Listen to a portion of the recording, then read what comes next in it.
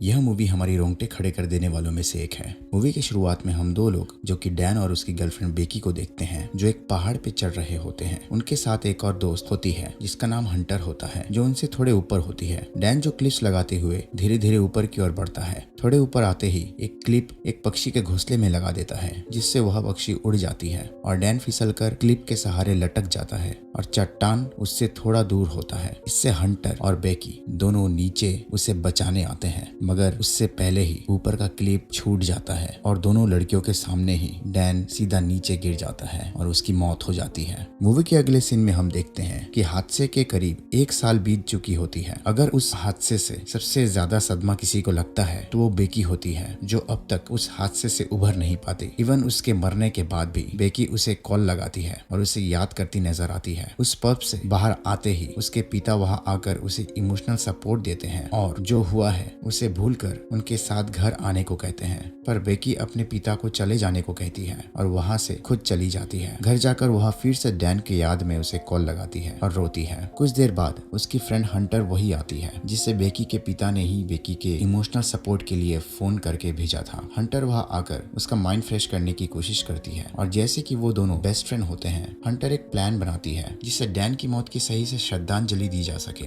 और बेकी को भी अच्छा फील हो और उसके अकेलेपन से थोड़ा बाहर आए। हंटर उसे B-75 टीवी टावर के बारे में बताती है, जो उनके वहां से सिर्फ 6 घंटों की दूरी पर होती है। हंटर कहती है कि वो इस टावर पर चढ़ना चाहती है और इस एडवेंचर में वो बेकी को भी साथ लेकर जाना चाहती है। जैसे कि डैन के मरने के 1 साल बाद भी बेकी उसके अस्थियों को संभाल कर रखी होती है और हंटर उस ऊंचाई से डैन के अस्थियों को गिराने की सुझाव देती है। बेकी उसे मना कर देती है और कहती है कि उसने क्लाइंबिंग छोड़ दी है, जिससे हंटर उसे फिर समझाती है और इसे डैन की याद में करने को कहती है, जिससे वह इमोशनल हो जाती है और वही सो जाती है। अगले सुबह वह उठकर डैन को याद कर हंटर से उस टावर में चढ़ने के लिए हाँ कह देती है, जिससे हंटर खुश हो जाती है और दोनों अब चलने की तैयारी करते हैं। वो लोग वहाँ से कार में निकल जाते हैं। वो वहाँ मौजूद लास्ट रेस्टोरेंट में खाना खाते हैं और पास में ही मौजूद उस ऊंचे टावर को देखते हैं। हंटर बेकी को बताती है कि ये यूएस का सबसे ऊंचा टावर था, जो अब बंद पड़ी है और उस पर जलती लाल लाइट इसलिए जल रही है ताकि प्लेन्स इसे देख पाए। वो उस रात वही रेस्टोरेंट में रुकते हैं और सुबह होते ही उस टावर में चढ़ने को निकल जाते हैं। जैसे कि हंटर एक बड़ी सोशल मीडिया इन्फ्लुएंसर होती है, उसके काफी फॉलोअर्स होते हैं। वह चढ़ने से पहले लाइव आकर सभी से कहती है कि वो दोनों आज B-67 टीवी टावर में चढ़ने वाले हैं, जो करीब 2000 फीट ऊंचा है। वो लोग अब टावर के करीब जाते हैं, जहाँ बाहर गेट में लॉक लगा होता है और वार्निंग लिखी होती है, जहाँ से वो पैदल ही आगे बढ़ते हैं। वो चलते चलते व्यूअर्स को लाइव में कहते हैं कि उन्होंने थोड़ा पानी, एक ड्रोन और बाकी कुछ सामान साथ में लिए हैं, पर उन्होंने खाना नहीं लिया। इससे हंटर कहती है कि उनके भूख लगने से पहले वो नीचे आ जाएंगे। तब वो देखते हैं कि वही मौजूद गिद्ध एक हिरन को खा रहा होता है, जिसका हंटर पिक लेकर सोशल मीडिया में डाल देती है, जिसमें उसे 300 लाइक्स भी मिल जाते हैं, जिससे वह और खुश हो जाती है। टावर को देख बेकी डरने लगती है, जिससे हंटर उसे डैन के बारे में याद कर ऊपर चढ़ने को कहती है। हंटर पहले चढ़ने लगती है। हंटर और बेकी के बीच 50 फीट की रस्सी बंधी होती है। जैसे कि टावर काफी पुराना होता है और दोनों के पैर रखते ही टावर में थोड़ा वाइब्रेशन सा होता है। थोड़े ऊपर आने पर बेकी के हाथ सीढ़ी का एक प्लेट जो कि जंग लगने पर नीचे गिर जाता है, जिससे वह और घबरा जाती है और हंटर के नीचे धीरे धीरे चढ़ाई करती है। फिर बेकी हंटर से थोड़ा ब्रेक लेने को कहती है और दोनों पानी पीते हैं। वो लोग करीब 1000 फीट चढ़ चुके हैं और अभी उन्हें और 1000 फीट चढ़ना होता है। अब वो जितनी सीढ़ी चढ़ रहे थे वो केज के अंदर था और वो एक स्टेज में पहुंचते हैं, जहाँ से उन्हें अब खुले में चढ़ाई करनी थी। बेकी धीरे धीरे ऊपर आती है। हंटर ऊपर चढ़ने लगती है और बेकी उसके पीछे आती है, जो यहाँ से काफी डरावना नजर आता है। हंटर उसे यही कहती रहती है कि अब और नीचे नहीं देखना है, पर डर से बेकी नीचे देखती है, जिससे वह और घबरा जाती है। हंटर बेकी को गाना गाते हुए ऊपर चढ़ने को कहती है और वो वही करती है, जिससे उसे डर न लगे। वो दोनों धीरे धीरे सेक्टर एंटीना तक पहुंच जाते हैं और हेक्टर उसे ऊपर आने में थोड़ी मदद करती है। वहां से थोड़े और ऊपर चढ़कर हंटर इतने ऊपर चढ़ने की खुशी में सीढ़ियों को हिलाती है और जैसे कि सीढ़ी पहले से ही खराब हालत में होती है, वहां से 2 नट बोल्ट निकल जाते हैं। बेकी हौसला जुटाकर अब ऊपर चढ़ती है। वही हंटर ऊपर टॉप में पहुंच जाती है और जैसे ही बेकी ऊपर टॉप में जाती है, वो बचा हुआ नट बोल्ट भी गिर जाता है, जिसका उन दोनों को पता नहीं लगता। अब वो दोनों टॉप में होते हैं, जहाँ वो ड्रोन से अपना वीडियो बनाते हैं और काफी खुश होते हैं। हंटर वही झूल जाती है और बेकी को ड्रोन उड़ाने को कहती है। अब यही चीज वो बेकी को भी करने को कहती है, जिसे बेकी काफी मुश्किल से करती है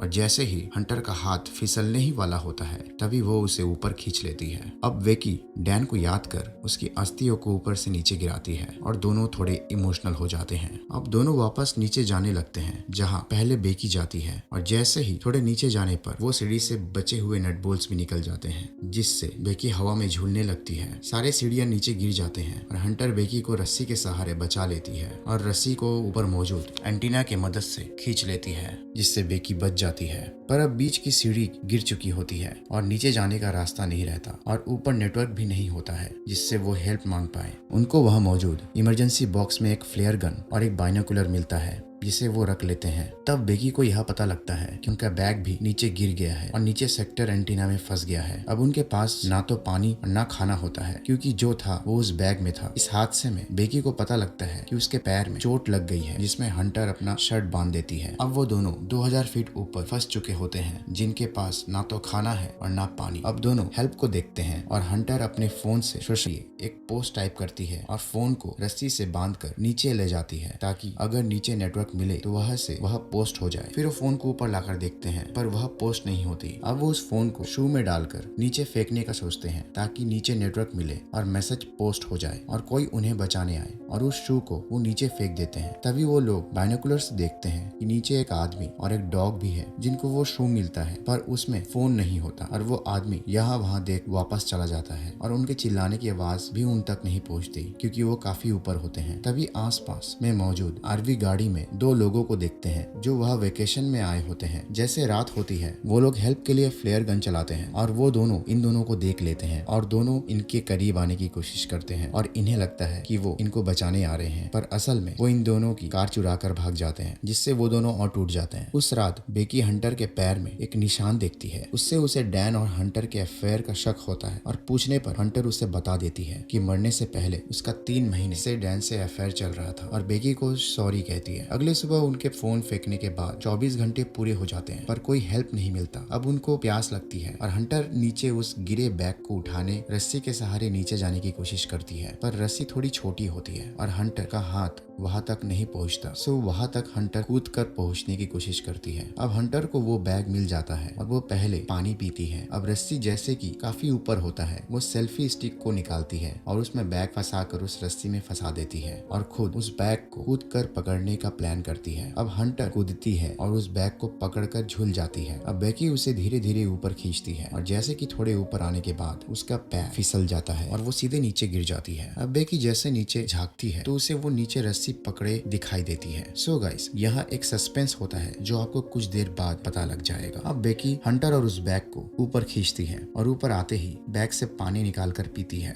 अब बेकी बैग से एक पेन और एक पेपर लेकर हेल्प के लिए मैसेज लिखती है और उसे ड्रोन में फंसाकर दूर भेजती है, पर रास्ते में ही ड्रोन की बैटरी खत्म हो जाती है और ड्रोन को वापस बुलाना पड़ता है। रात हो जाती है और बेकी अचानक देखती है कि हंटर वहाँ नहीं होती और उसे बुलाने पर भी वह कोई नहीं होता, और देखती है कि उसे अचानक ही एक गिद्ध हमला कर देता है और साइड में हंटर की लाश पड़ी होती है और गिद्ध उसे खा रही होती है, और तभी उसकी नींद टूट जाती है और साइड से हंटर कहती है कि वह बस एक बुरा सपना था, असल में बिना खाना खाए उसे हेलोसिनेशन होने लगा था। अब बेकी ऊपर जलते उस सिग्नल लाइट को देखती है और उसे ड्रोन की बैटरी को चार्ज करने का आइडिया आता है। अगले सुबह बेकी उस सिग्नल एंटीना में चढ़ती है, जहाँ चढ़ने में उसे काफी टाइम लग जाता है और उसकी काफी एनर्जी वेस्ट हो जाती है। ऊपर सिग्नल लाइट काफी गर्म होता है, जिसे वो एक कपड़े से पकड़ के खोलती है और चार्जर को लगा देती है, पर चार्जर प्लग तक नहीं पहुंच पाता। तो वो वहाँ कोई मेटल की चीज ढूंढती है। तभी देखती है कि उसके लॉकेट में एक मेटल की रिंग है। वह उस रिंग को निकालती है और उस प्लग में डाल देती है और चार्जर कनेक्ट करने पर चार्ज होने लगता है, और उसे ऐसे ही काफी वक्त तक रहना होता है ताकि ड्रोन की बैटरी फुल चार्ज हो जाए। कुछ देर बाद उस पर गिद्ध भी हमला करने लगते हैं। ऐसे ही काफी घंटे गुजर जाते हैं और उसकी बॉडी भी अकड़ जाती है और आखिरकार बैटरी पूरी चार्ज हो जाती है और बेकी नीचे उतर जाती है। अब बेकी को बेहोशी और नींद आने लगती है। वह बेहोशी से हंटर से बातें कर रही होती है। उसके बाद वह उस ड्रोन को फिर से उड़ाती है और उसे उस लास्ट होटल में ले जाने की कोशिश करती है, और जैसे ही वो पहुंचने ही वाला होता है, रास्ते में ड्रोन एक ट्रक से टकरा जाती है और टूट जाती है। इस जिससे उसके बचने की आखिरी उम्मीद भी खत्म हो जाती है। तभी बेकी को हंटर का एक और शू की याद आती है और उसे सामने बैठे हंटर को जब शू मांगती है तो उसे होश आता है और देखती है कि हंटर तो वहाँ होती ही नहीं है, बल्कि उसकी मौत तो तभी हो जाती है जब वो उस रस्सी से फिसल गई थी और गिर गई थी। बाकी सब बेकी का हेलोसिनेशन था। ये देख बेकी बहुत रोती है। तब उसे याद आता है कि उसने बस बैग को ऊपर खींचा था, हंटर तो उस रस्सी में थी ही नहीं। अब वो अपने आप को अकेली महसूस करती है और अपने पिता को याद करती है। अगली सुबह जैसे वो जगती है तो वह देखती है उसके पास एक बड़ा सा गिद्ध होता है जिसे वो मारकर भूख के मारे खाने लगती है और नीचे उतरने की सोचती है। वो ठीक उसी तरह रस्सी बांधकर नीचे की ओर उतरती है और कूद जाती है। नीचे हंटर की लाश को गिद्ध खा रहे होते हैं और उसे देख वह इमोशनल हो जाती है और फिर अपना फोन निकालकर उसमें अपने पिता को टेक्स्ट करती है कि वो टावर में फंसी है और हेल्प मांगती है और उसे सेंड कर देती है और उस फोन को अपने फ्रेंड हंटर के शू में डालकर उसकी बॉडी जिसे गिद्ध खा रहे थे वही डाल नीचे फेंक देती है। वह मैसेज उसके डैड तक डिलीवर हो जाती है और वो जल्द ही पुलिस को इसकी सूचना दे देते हैं और खुद भी वही पहुंच जाते हैं जहां पुलिस उसे हेलीकॉप्टर से बचा लेती है। बेकी अपने डैड से मिलकर ऐसा लगता है मानो वो सपना देख रही हो और इस मौत के सफर में वो अपनी जिंदगी को छू लेती है। सो गाइस, आपको यह एक्सप्लेनेशन कैसी लगी यह कमेंट सेक्शन पे जरूर बताएं। अगर अच्छी लगी हो तो प्लीज लाइक, शेयर और सब्सक्राइब जरूर करें।